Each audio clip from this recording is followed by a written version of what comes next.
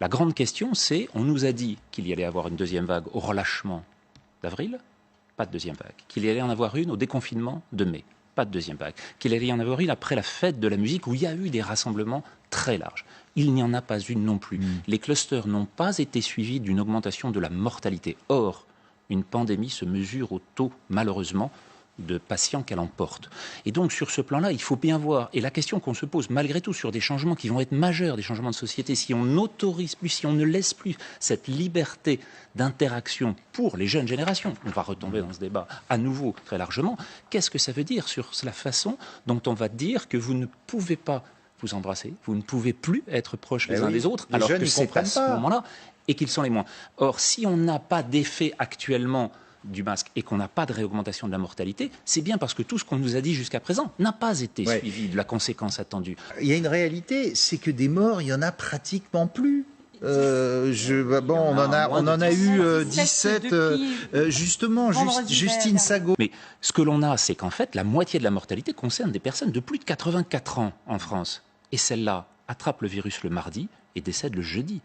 Donc en fait, sur la mortalité du printemps, cet immense tsunami qu'on a eu un taux extrêmement rapide, extraordinairement fort, extraordinairement puissant, et cette mortalité est arrivée très vite. Donc la mortalité est un vrai signe sur lequel on peut agir, on pouvait agir.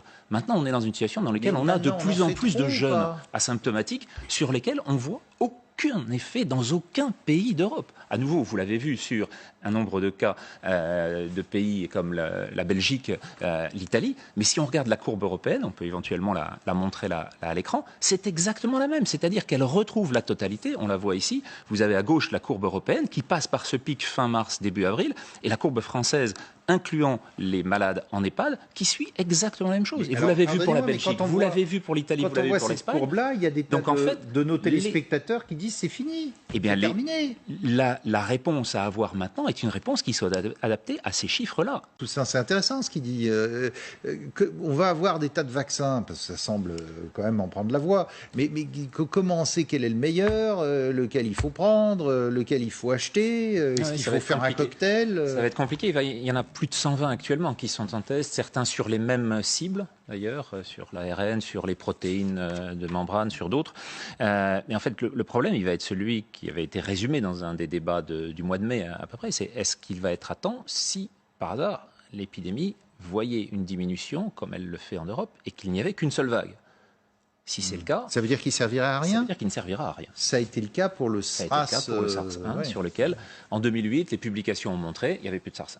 Bon. Le masque partout. C'est qu'on n'a aucune argumentation réelle pour pouvoir soutenir cette décision. C'est-à-dire que même l'interdiction des plages la nuit à Quiberon ou au Sable d'Olonne, ça n'a aucun intérêt, ça n'aura aucun effet. Le seul endroit où on doit être pour ne pas attraper le virus, c'est sur la plage.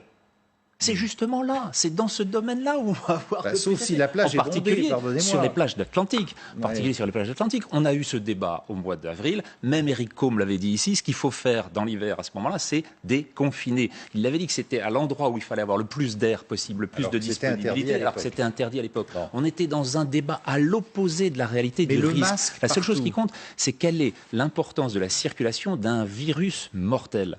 Ça l'a été au mois de mars. Ça ne l'est plus au mois de juillet.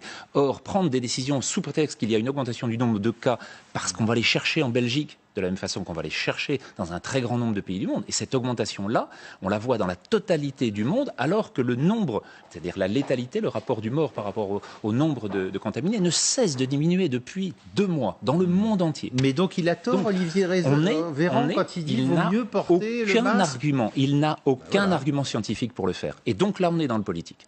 On est dans du politique qui est de dire, face à des situations, et vous le disiez tout à l'heure, il fait de la politique. Ces hypothèses viennent progressivement se trouver totalement confrontées à une réalité qui les dépasse. Ça a été l'intensité de la première vague, minimisée ou maximisée. Elle a été maximisée par les estimations initiales. En fait, on a eu beaucoup moins de morts que ce qui était attendu. Et donc ces mesures qui ont été prises, pardonnez-moi, beaucoup moins que les 500 000 qui étaient attendus pour la France, 510 000 pour la Grande-Bretagne. C'est ce qu'on avait dit au gouvernement, par exemple. exemple Et 70 000 pour la Suède, qui, elle, n'a pas confiné et n'en a connu que 5 500 à 6 000 actuellement à la fin de la phase pandémique, exactement comme le reste des pays européens, à un taux un peu supérieur à celle de ses voisins.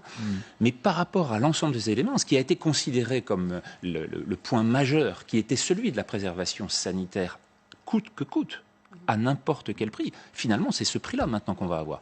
Et les 70 millions de personnes qui vont passer sous le seuil de pauvreté, ceux qui vont subir les malnutritions et les famines dans le monde entier, puisqu'on a bloqué la moitié de l'humanité quand même. Ça veut dire que sur cet impact-là, on va avoir des conséquences qui seront... Vous êtes en train de nous dire on en a fait trop. Vous êtes en train de nous dire c'est sur ces plans-là que la réponse épidémiologique doit comprendre la totalité des paramètres qui sont en cause. Et c'était là où cette décision devait être suivie au jour le jour.